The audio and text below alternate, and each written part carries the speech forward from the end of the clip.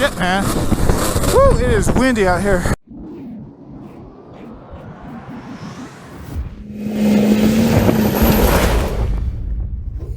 What's up, internet? Welcome back to the channel. And today, it's a nice KTM. Today we are going to talk about 10 years of owning this YZ250 two-stroke. 10 years of marital bliss. Whoa! You alright? So why do I love my YZ250 two-stroke? I'm certainly not going to sit here and try and sell you on the fact that YZ250 two-strokes can be competitive with their larger 450 brethren, because that's absolute baloney. It's just absolute baloney.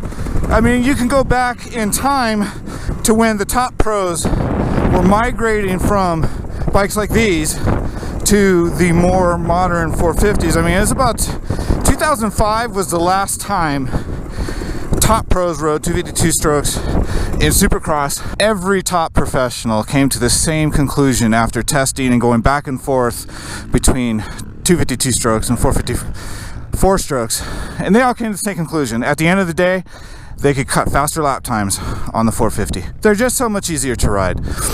So with that out of the way, let's just take a look at my bike. So I bought this brand new in 2011.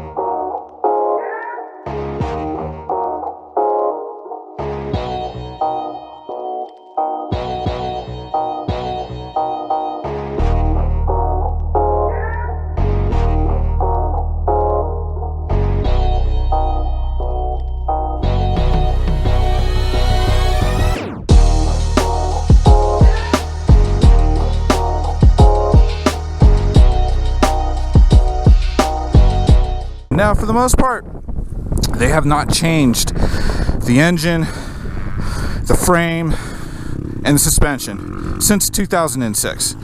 They've made small changes, little refinements here and there. It hasn't been just bold new graphics every year. They've made changes, but they're all very minor, subtle changes. At the core, this bike is the same since 2006. And I think Yamaha decided we're not going to further develop this bike anymore. Why break or why mess with a good thing? So they've only done little tiny refinements since 2006. Now my bike, just to be fair and upfront, my bike has a lot of modifications. I went one tooth higher on the rear sprocket just to give it just a little extra oomph coming off the turns, because again, I'm racing against these 450s, man. I went with some aftermarket pegs because the stock ones stink, and I broke one of them. The stock front brake, and they did actually update the pegs like a year or two ago. They made them bigger and beefier.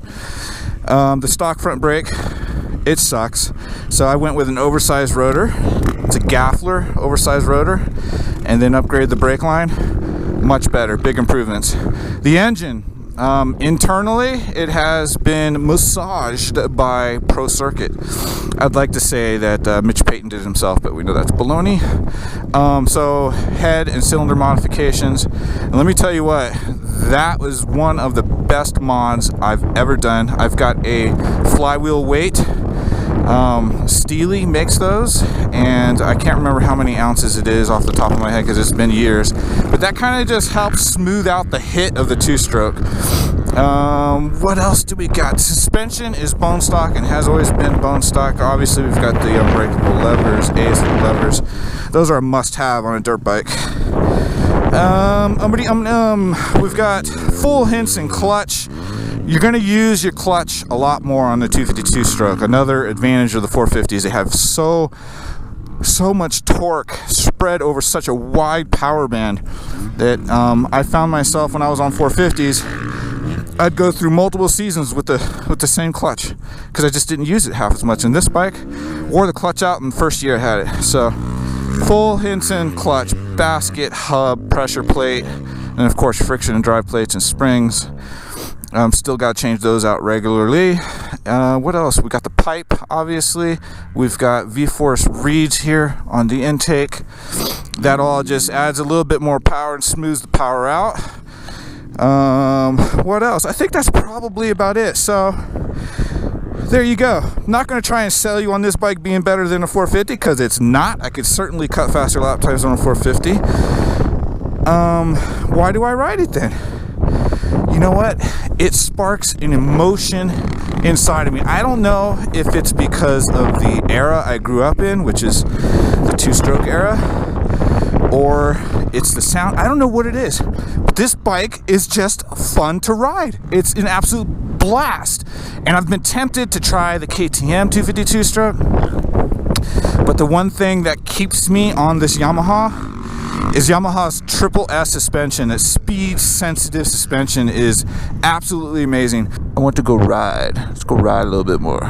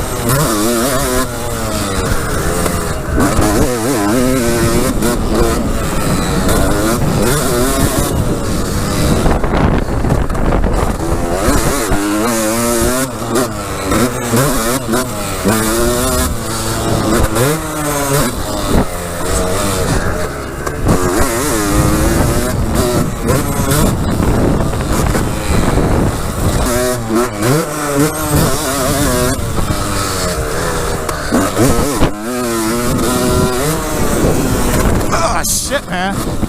Woo, it is windy out here. Woo! That was fun. Yeah, did I forget to mention how windy it is? Got a little sideways there. We got so that jump runs west to east. We've got a pretty gusty wind coming out of the south. That kind of just blew me sideways there a little bit. It's all good. Power. So let's talk about power.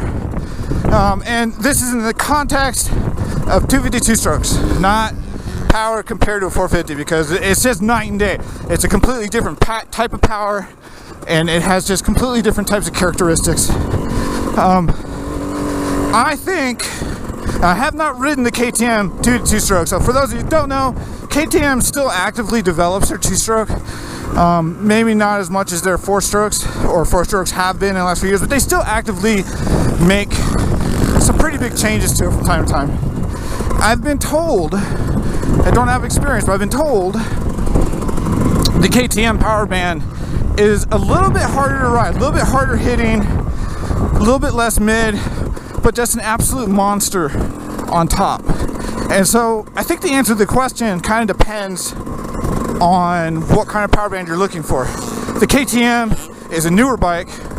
It's got newer development on it.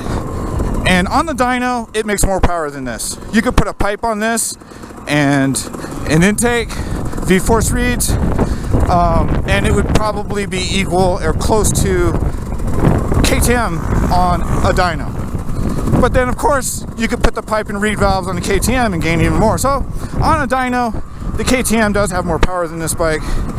But when it comes to rideability, dynos become a lot less meaningful, because where that power is made is going to have a huge impact on your ability to ride the bike.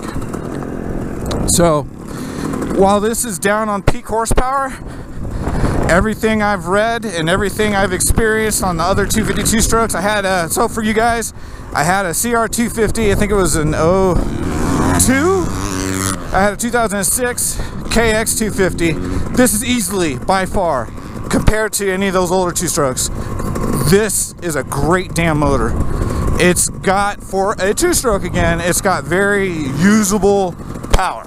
Most usable power. That CR250 I had, that thing was powerful and it had mods on it, but it was all top end.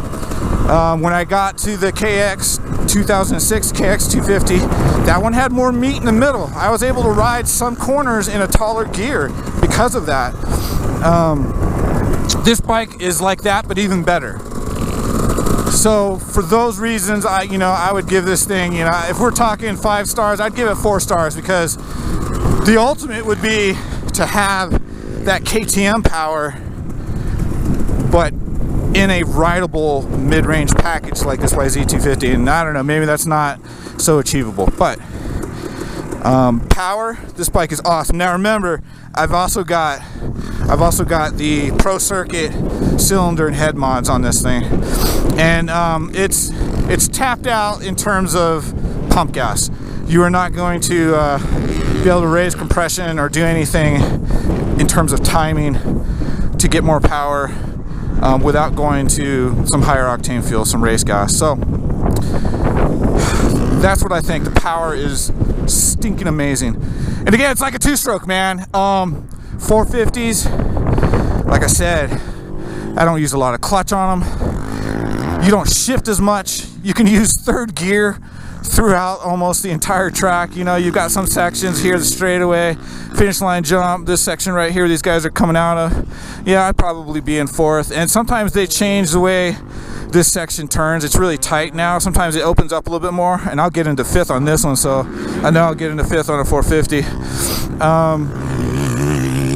Yeah, power's awesome. Let's go ride some more.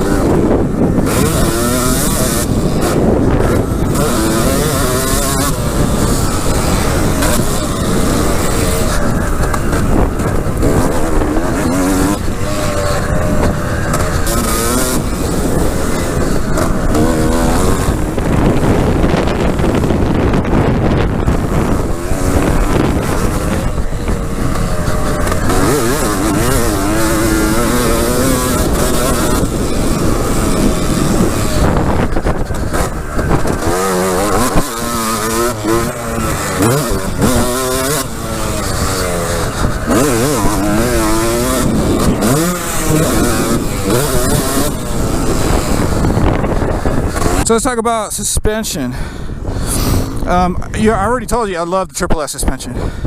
It's the one reason I have not given KTM a try. It's confidence inspiring, you know?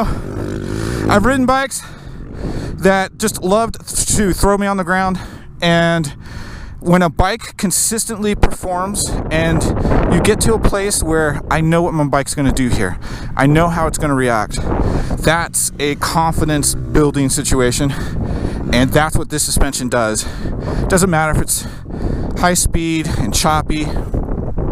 Bottoming resistance is great on these forks. If you over jump something, it's just it's great suspension, man. Yamaha, I applaud Yamaha for never falling down the rabbit hole of air suspension, because I think all the manufacturers, at least all the Japanese manufacturers, have abandoned their air forks. Some of them never even went the way of air shocks, and they all now sell their bikes with traditional springs. I think maybe KTM's the only one that still runs air on the stock bikes that you can go buy in the showroom floor. So suspension, yeah, I'd give suspension 5 out of 5, man. This bike is just confidence inspiring. I just can't say it enough. Now watch, I'll probably go crash.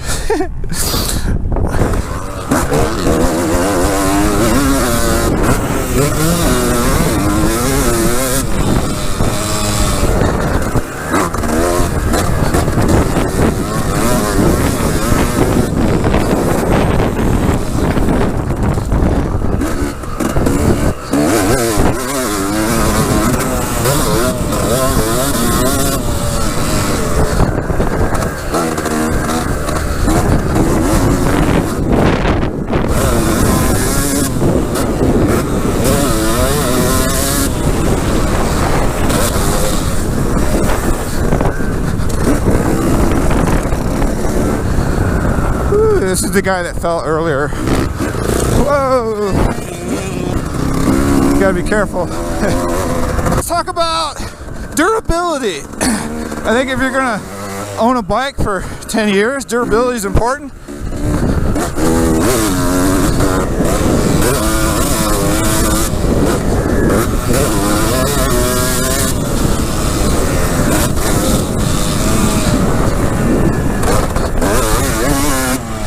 felt good.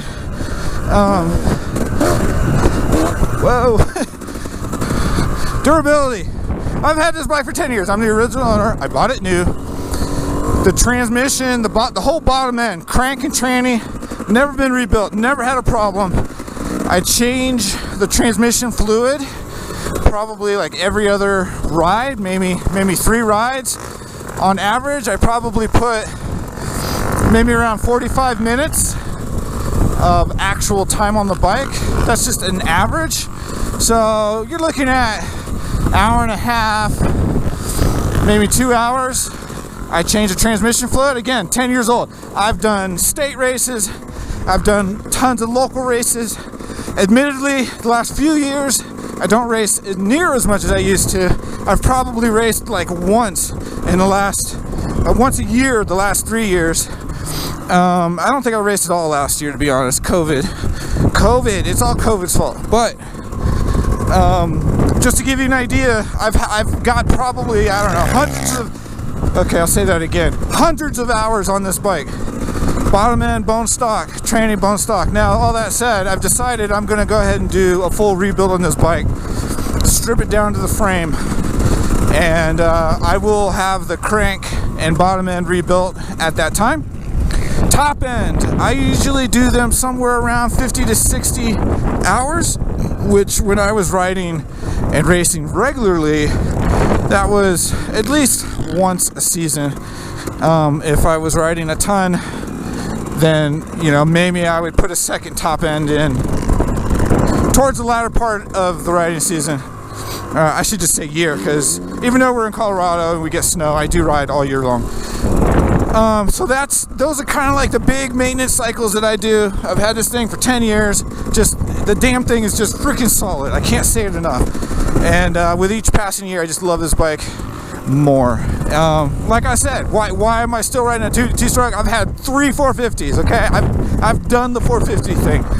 I'm done trying to race competitively locally and state.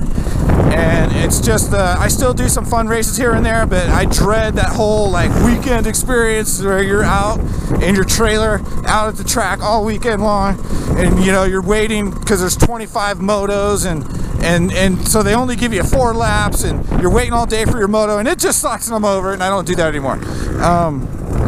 So I only do the fun races from time to time, but I think I've covered just about everything that I wanted to say, right?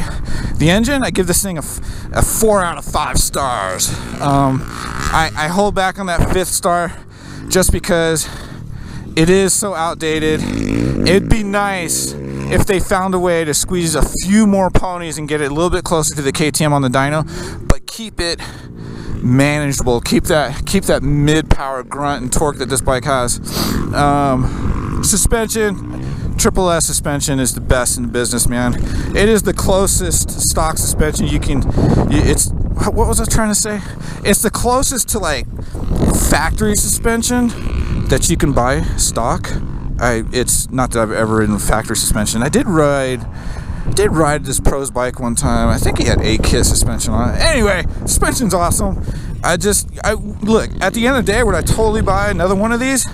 Absolutely, 100%. This bike freaking rips, and it just makes me happy. I don't know if it's the sound or the power band, which admittedly is a lot harder to ride than a 450. You have to shift a lot more because the power band's not very wide.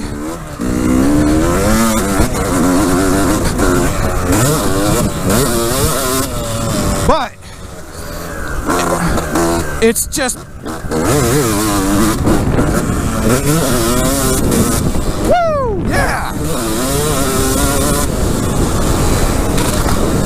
It's like food for the soul, man. It's just woo. I love it. If you made it this far, thank you for watching. That's what I think about the YZ250 two-stroke. If you're interested in getting a 2-stroke dirt bike because you think it'd be fun, absolutely do it.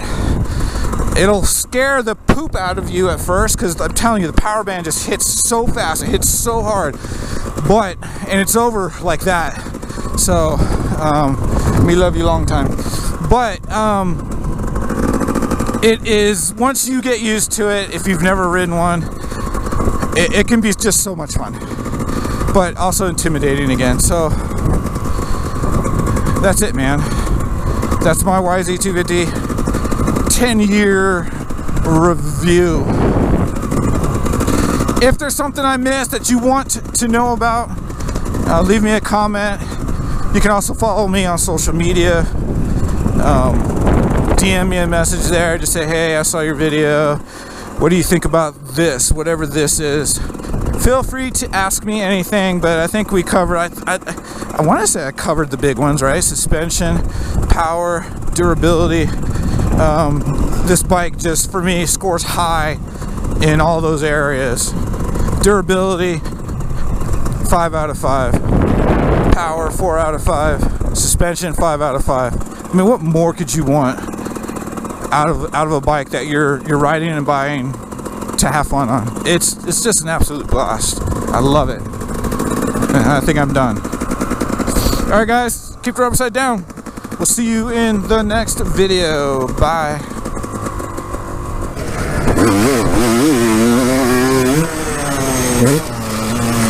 Woo!